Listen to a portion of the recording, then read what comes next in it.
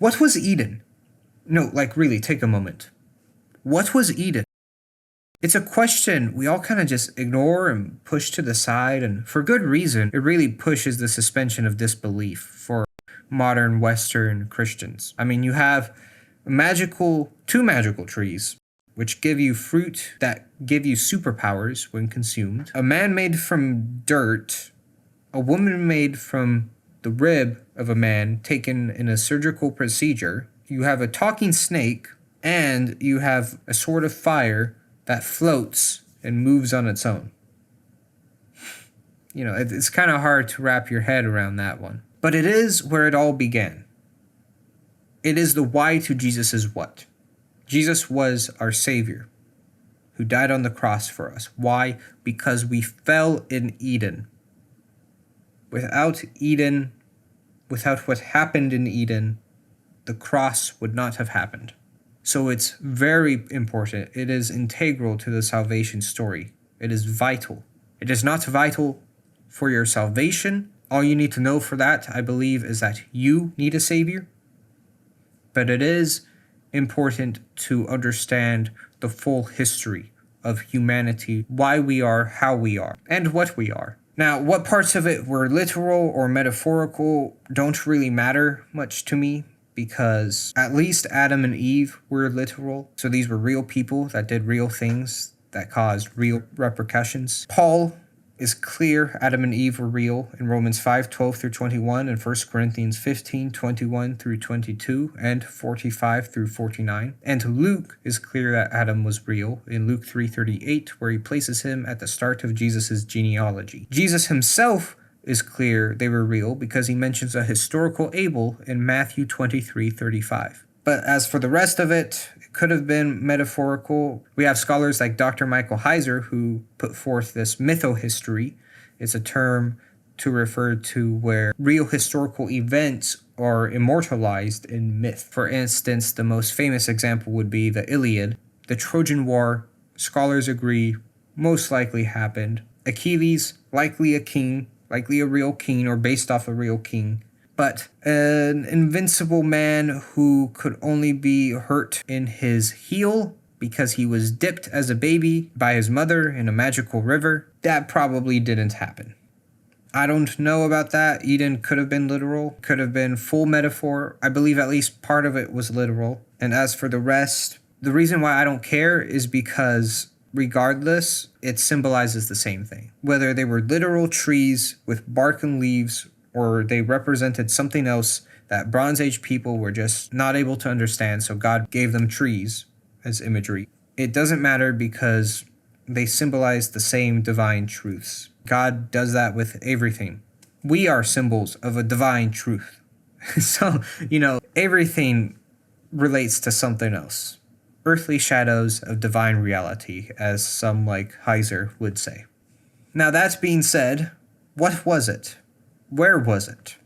When was it, and why was it? I'm less concerned about the where, but the geography of Eden is integral to the paradisiology. So right before I was going to post this to YouTube, I realized I never actually explained what this word is. And that's kind of important to do because this word actually doesn't exist, or rather it didn't exist before I said it. It's a word I coined myself. Paradisiology, paradise, and ology, so the study of paradise. I made it because currently I couldn't find any word to describe this area of study. There is a similar word that's been floating around YouTube, Edenology, but for one, it just feels forced. Try saying it yourself. Edenology, it doesn't flow off the tongue very well. Whereas paradisiology, despite being longer and more complex, it actually flows pretty smoothly. Paradisiology. And for two, I think Edenology is just too myopic because it forces you to constrain yourself to only what's in the Bible, really, about Eden specifically. Whereas paradisiology allows you to have a more open mind, a broader view, a broader scope of what you can factor in, because paradise could include legends and mytho-history from other cultures as well, other religions, other places in the world. Anyways, just wanted to clear that up. Back to what Past Me was saying. It's all, like I said, it's all symbolic of something. And so because of that, I want to say that many say it's where the Tigris and Euphrates meet today, or a little past that, such as the autodidact Michael Jones of Inspiring Philosophy, whom I hold in very high regard. But this actually throws a wrench into a lot of the symbolism we get from Eden, because the river has to be flowing out. That has to do with ancient Near Eastern cosmology, where rivers represented divine knowledge coming from the heavenly realm to the earthly realm. It flowed out, and divine life.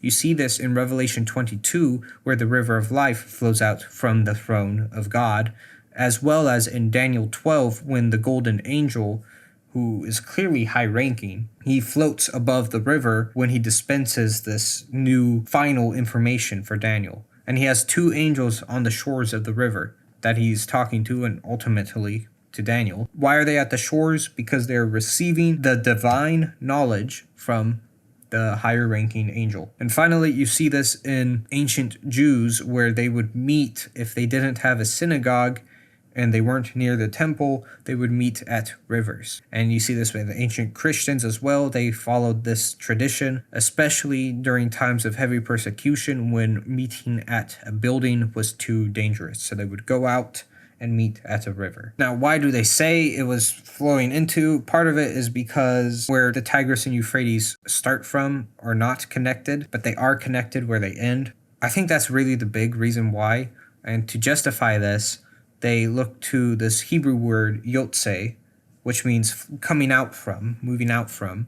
And they say it could also mean moving into. I don't know why they say it can mean moving into. I've never found any example of that ever. It's always moving out from. And you see this, it's even reflected in the letters used for the word, because in ancient Hebrew, the letters themselves were symbols and words, kind of like Egyptian hieroglyphs, but not exactly. And so the older Hebrew, more often these letters can be used to inform the reader about the meaning of the word. Not always, but a decent amount. And so you have Yod, Vav, Tzadeh, Aleph. Yod, which is a hand, Vav a nail, Tzadeh a fishhook, Aleph an ox. And so hand, like an action, so action, moving, movement. Vav is a connection. Tzadeh, you cast the fishhook, so a journey. And then Aleph is also the first letter of the alphabet, therefore the origin. So moving, journey, out from the origin. Moving out from. If you've enjoyed the video so far, please hit like and subscribe. It really helps the channel, and there's plenty more like this on the way. We are just getting started, and I'd love to have you along for the ride. And if you're up for it, drop a comment. I'd genuinely love to hear from you. Regardless, thank you so much for spending your time here with me. Now, back to it.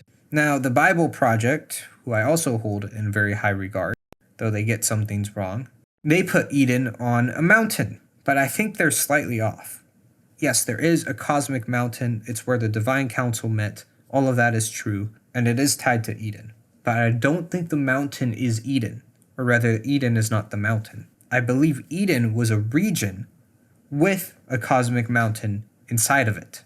This would help explain stuff like why God wasn't always in the garden and why Adam and Eve were not constantly surrounded by the divine council. They were up the mountain. This would also explain a bit about the rivers, why they don't have an origin point, because perhaps they were instead, this big river was fed. It didn't need to come from a mountain. It was instead fed by several springs in the region that formed into one and then flowed out from the region, and from there split into 4 gigantic rivers that were also fed by other streams along the way. Now, given these principles, I believe Eden was where the rivers originate today, the Armenian highlands. And the cosmic mountain, I believe, is none other than Mount Ararat. The original cosmic mountain was Mount Ararat. Now, the separation of the mountain from Eden would make the rivers make a lot more sense, because the river wouldn't need to come from Ararat, which we have no signs of it coming from Ararat. It could just come from several mountains in the region, several springs and streams that made one river that then flowed out from the region, turned into 4 giant rivers which were also fed by other streams along the way. So that's what I believe happened there. That would help with that explanation as to why we don't have this one mountain that had this one giant river that then turned into the Tigris and the Euphrates. This would also explain a lot about why Noah landed in the mountains of Ararat. He didn't go far from where his ancestors were, who in turn didn't go far from Eden. Or maybe they did, and then God just brought him back to where it all started. Because God was starting anew with Noah, so he brought him back to where it all started. Just two theories out there. The flood would also explain why the rivers don't have a shared origin point anymore, because we have many attestations of floods changing not only rivers' directions, but rivers' origins. So that would have taken out two of them and made the other two get new origins. Very easy to explain. And this even works with the regional flooding theory, which I don't hold to, but others that I hold in high regard, like Pastor Gavin Ortolin, do. Because, okay, well, that region flooded. There you go. Now, this region would also explain how it said Eden didn't need rain. Instead, water just kind of came up from the ground. That sounds kind of like mist. And what region is more misty than a mountainous region, aside from like a rainforest, which was never in that area to our knowledge? Like in the ancient Near East as a whole, I don't think there were any rainforests. So mountainous regions, very misty. So that would explain that part of Genesis. Now, to wrap this up, I did mention Michael Jones earlier, and while I think he was wrong about the location, I do believe he was right about the mistranslation of this Hebrew word, which I'll put on the screen, as Cush, when it really should be Kish. Because if you actually look at a map, Cush is way in Africa, whereas the Tigris and Euphrates, that's Mesopotamia, and then Havilah, that's Arabia, which we know from other verses in the Bible. So you have Mesopotamia, you have Arabia, and then you have Cush, way just completely disconnected. But then Kish, well, Havilah is south of Mesopotamia. Kish is just north of it. So, and it's right there. Just something I thought I'd throw in there. I do believe that river, I think it was Gihon, went through Kish, and then the Pishon went through Arabia. So that's all for the geography of Eden and where I believe it was. Please stay for part 2, where I go over why Eden was made and why Adam and Eve were made, like what their roles were in Eden. It's going to be very exciting. And then part 3 is what happened. What went down in Eden? What was that with the snake and the fruit? What happened? And what was the fallout? So yeah, pretty exciting stuff. Please stay tuned. God bless you, and I hope to see you then.